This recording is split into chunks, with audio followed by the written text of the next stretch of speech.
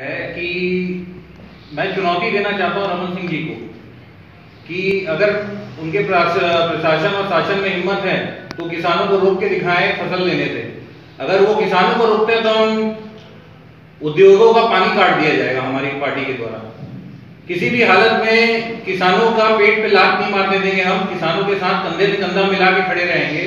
और मैं ऐसा मानता हूं यहाँ किसान आत्महत्या कर रहे हैं, उनको शर्म से डूब मरना चाहिए रमन सिंह जी को कि वो ऐसा आदेश यहाँ पे ला रहे हैं कि फसल लेने नहीं दे रहे हैं। यहाँ लोग भूखे मर रहे हैं और आप उद्योगों को पानी दे रहे हो।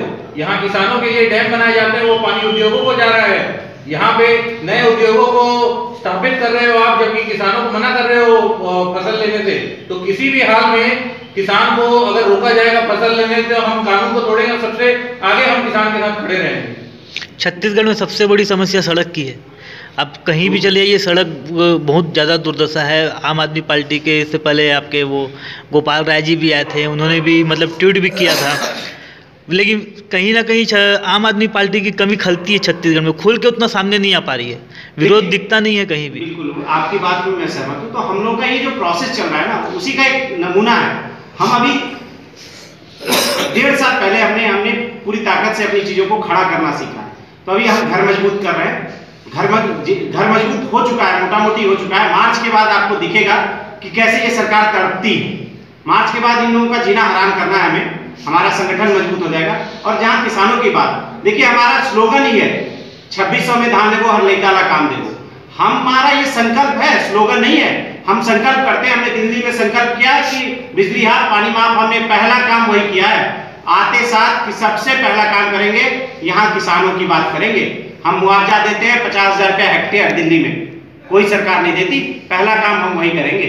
इसलिए किसान हमारे लिए प्राइमरी है, मतलब सबसे ऊपर टॉप पे प्रायोरिटी में। और शिक्षा, स्वास्थ्य और जहां तक रोड की बात है, वो मूलभूत सुविधाएं हैं, उसको तो हर सरकार को करना चाहिए। और ये शर्म की बात है इस प्रदेश में कि शराब तो 48-24 अरब का बेच दिया जाता है, मगर सड़क नहीं बनाई जाती। और उसका एक सीधा सा सिंपल सा साधारण कारण है कि हम नहीं चाहते कि जनता ऊपर आए।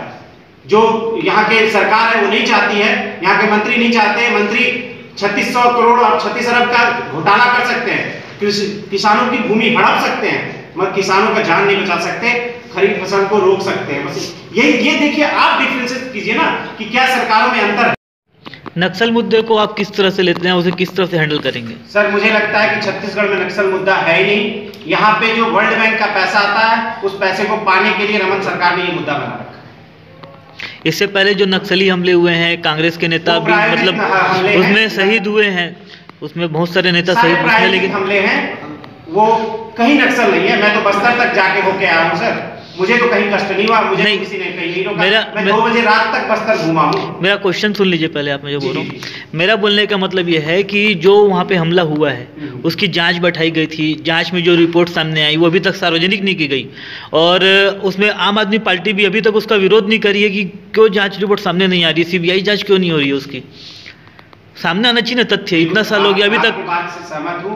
क्यों सामने नहीं आ रही, उसका कारण है कि सरकार और एक व्यक्ति। नहीं तो आप विरोध भी नहीं कर रही है ना, आप पार्टी कहाँ विरोध कर रही है? तो कहा कि मार्च के बाद हम हर वो काम करेंगे जो आप अभी कह रहे हो, मगर अभी हम संगठन की बात कर रहे हैं।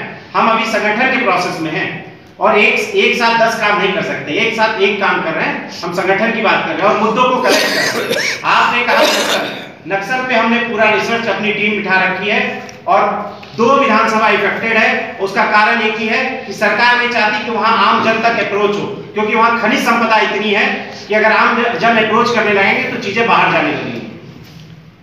तो इसलिए ये देखिए, मानसिकता का छोटी मानसिकता से ये सरकार चल रही है, बड़ी मानसिकता से नहीं चल रही, बड़ी सोच से नहीं चल रही। एक बड़े बड़े कोल माफिया जो बैठे हैं। ये रायगढ़ जिले में आपका कितने से है? यहाँ पे रायगढ़ जिले में, रायगढ़ देखिए हमारा संगठन लोकसभा स्तर पे है।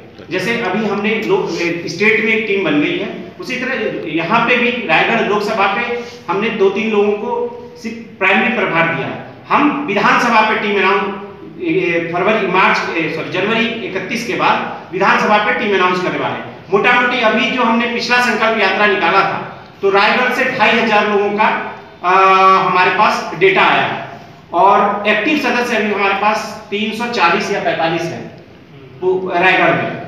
और इस संकल्प यात्रा में मोटा मोटी हमें 15,000 हमने टारगेट रखा है, एक विधानसभा से 3,000 लोग, तो 8 या 24,000 लोग हम सदस्य बनाने के प्रोसेस में।